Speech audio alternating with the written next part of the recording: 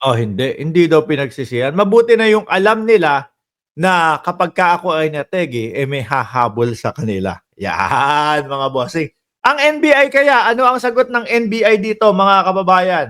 Oh, Hanapin, talikuran. Lagi kong sinasabi, ang kaso, hinaharap. Hindi tinataguan yan. Harapin mo yan. correct. Pero tingin niyo po ba, no? Haharap ang vice presidente? Wala. Kasi po, diyan sa kampo nila, ramdam na ho nila, mga kababayan, na totoo naman yung sinasabi. Yung totoo yung sinasabi nila na humarap, magpaliwanag, talagang wala eh. May kaso na, mahirap pong lusutan po yan. No? Kaya ang gagawin nila, ipamumukha sa mamamayang Pilipino na sabi mo na lang kaya hindi ka attend kasi hindi patas. Kasi alam mo na may kaso. Which is, sila po, mga bossing, alam na po talaga nila na makakasuhan. Dahil nga threat is a threat, mga kababayan. Pagbabanta ay pagbabanta yon. May plano, may inutusan, at malalaman kung sino yung inutusan pag umattend pa po sila dyan. Sabi ni BBM versus Evil, haharap, baka hahanap ng palusot. Problema mo yan eh. Okay, but then, kung ayaw niyang hanapin, talikuran niya, look out ni ma'am yun. O yun. Talagang matutuon ang ating mga paningin sa kanila. Talagang itutuon natin, naku, nasa na si BP, baka tumakas na, baka umalis na. Ayaw humarap talaga, ayaw magpaliwanag. At lalo po nilang inilulubog ang kanilang sarili, mga kababayan. Look out niya po yun. Wala po tayong magagawa doon. Lahat ng problema hinaharap, hindi tinatakbuhan yan. Tapos din yung problema ninyo. Kaya lang ho, mga kababayan, doon sa grupuhan nila o sa mga, kumbaga, sa circle of friends nila, iba ho eh. No? Kada po buka ng kanilang bibig, mga bossing, ay nadadagdagan pa ho ang kaso. Lalo pong nadadagdagan yung nagiging problema nila. Kagaya nun, no, mga kababayan. Di ba? Usapang Office of the Vice President, yung mga katanungan about doon sa confidential funds. Ano ginawa ni Zulaika Lopez?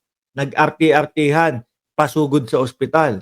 So ngayon, ang ating Vice Presidente, hindi niya kaya na makulong si Zulaika ng 5 araw, parang 5 years, ano? Sugod doon. Oh, dahil nga po sa galit, umabot sa punto na nagbanta ang Vice Presidente. Yung tipo bang, dapat ang problema nyo na lang is yung pagpapaliwanag about doon sa confidential funds. Nadagdag pa ho ito, mga bossing. Dahil hindi kayang kontrolin yung damdamin at galit. Lahat ng akusasyon sa'yo, hinaharap yan. Hindi mo tatakbuhan yan. Hey! Walang Vice President Sara Duterte. Parang sinasabi na din po kahit na medyo malambot ngayon si Director Jimmy Santiago, parang sinasabi, wag mong takbuhan. Harapin mo. Nandito kami ready kaming makinig sa inyong mga alibay. Ready kaming makinig sa inyong mga dahilan, no, para ipagtanggol ang inyong sarili. Wag niyong takbuhan. Na dumating sa tanggapan ng National Bureau of Investigation ngayong araw. Sa ikalawang pagkakataon, hindi na naman sumipot si BP Sara at tanging kanyang legal counsel ang nagpakita sa opisina ng NBI, dala ang liham mula sa Vice Presidente. Yun, nagtatago ang Vice Presidente sa likod ng mga paliham-liham na ganyan.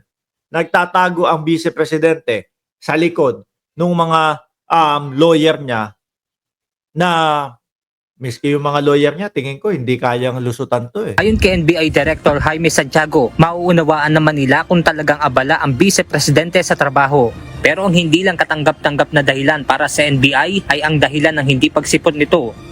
Kung ang Bakit daw po hindi sisipot? Magpapasko ngayon, mga bossing.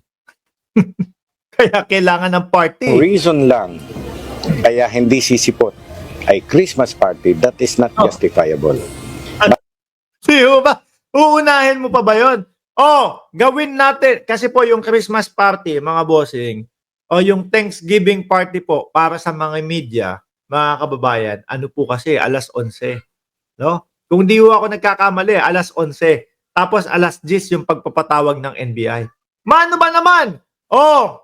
Mga media, iusog natin konti, alauna. malamang sisipot at sisipot yung mga media eh. Kasi baka makakuha sila ng scoop kahit na nasa Christmas party sila sa vice-presidente. Mga bossing. Di ba? Sisipot at sisipot yan. At yan talaga yung trabaho nila. Napuntahan yung mga mahahalagang event. Puntahan yung mga importanteng tao, puntahan yung mga matataas na tao para makakuha sila ng scoop. Mano ba naman? Oh, media, alas 3 na lang natin gawin to kasi alas 10 yung patawag sa akin ng NBI. Pero kung yun ang idadahilan mo, dahil nga meron kayong Christmas party, napakalambot naman.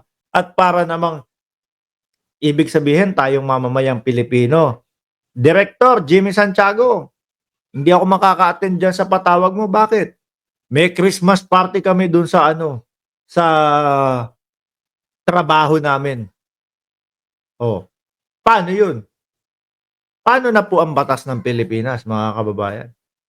Okay sana. Si Sulaika kasi, nandoon, hindi na makahinga na naman. Maiintindihan pa yung ganyan. Pero yung may Christmas party kami, parang sinabi mo na, mas importante to, no? Kesa sa batas ng Pilipinas. Mas importante to kesa sa ahensya ng NBI. But then, Diba? the Vice President showed courtesy by sending her counsel talking to us at may letter na ganun. Enough na sa akin yun. Hindi na ako masyadong parang kumbagay mapil na parang napagwalang bahala. At dahil hindi nakadalo sa tanggapan ng National Bureau of Investigation si BP Sara, magsesentro na lang ang investigasyon ng NBI sa mga hawak nilang ebidensya. O yan, mga kababayan. Siyempre, dahil wala pong pagbabasihan ng paliwanag nila, ang timbang po niyan, mga bossing, mas madami pong ebidensya doon sa nakuhang mga video, na isave na mga video kung sino-sino at doon sa mga sinabi ng mga vloggers na naimbitahan po doon. Doon na lang po nakabase yung kanilang magiging desisyon. Sasabihin ni BP Sara at nung kampo niya, alam naman namin na makakasuhan. Talagang makakasuhan na kayo talaga niyan. Dahil unang-una, parang yung budget na hinihingi ninyo, hindi nyo idinepensa. Paano ibibigay yung 2 billion na budget na yun? No? At least sana, bakit BP Sara, bakit 100 million yung budget na hinihingi mo para doon sa mga advisor mo? Kasi po ganito, ganyan yan, may advisor ako para doon sa ganito, ekonomiya, etc., etc. Okay, justifiable. Sige, bigay yung 100 million. Doon naman po sa kaso, BP, bakit mo pinagbantaan ng ganito? Hindi naman po ganun yung ibig ko sabihin. Ganito po yan, ganyan, ganyan. Okay, justifiable. Sige, ilalagay namin niya sa aming file sa kanila pag-aaralan. Kaso po, ganun mga kababayan. Nandito po yung mga ebidensya nung reklamo at nandito po yung pagtatanggol ng vice-presidente sa kanilang side. Wala pong makuha dito. Nandito lang po. So ano expect mo? Mapupunta talaga sa kaso. Iyon nga, ang mangyayari nga kung ano yung meron kaming ebidensya, ayun na lang. Ganun na nga po. Siyempre, di ba? Pagka inaakusahan ka, hindi ka sumagot, your silence condemns you. At para naman mabigyan ng pagkakataon na makuha ang panig ng vice-presidente, nakahanda na maghintay ang NBI hanggang sa katapusan ng Disyembre. Baka hanggang katapusan, hanggang December 31. Ang haba niyan, BP, Mano ba namang makakuha ka ng 1 oras? Nandiyan na si Janelle Vanderhurst. Ilan yan? Naku, aabot pa tayo sa math, no? Kunyari, 20 araw na lang. Diba? 20 days. 20 days times 24 hours. Mayroon 480 hours. Tama ba? Mayroon 480 hours. At dyan sa 480 hours na yan, siguro 1 o 2 lang, no?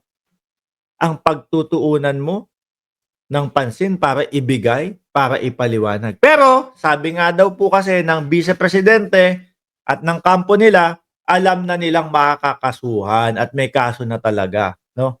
kaya hindi na sila pupunta. So nakikita ko po dyan, mga kababayan, kahit po may sinabing December 31 pa, hindi na din po lulutang ang kampo ng Vice Presidente, mga bossing. Malabo po, no? Malabo pa sa tubig kanal. Wala. Ni Higing, wala.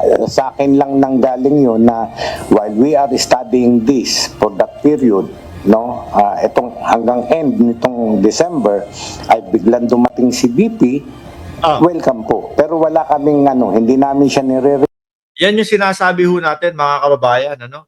Ready ang NBI na marinig pa din ang kanilang panig. Kung yung press conference na ginawa ng Vice Presidente, sinabi nila sa NBI, ito yung pinaka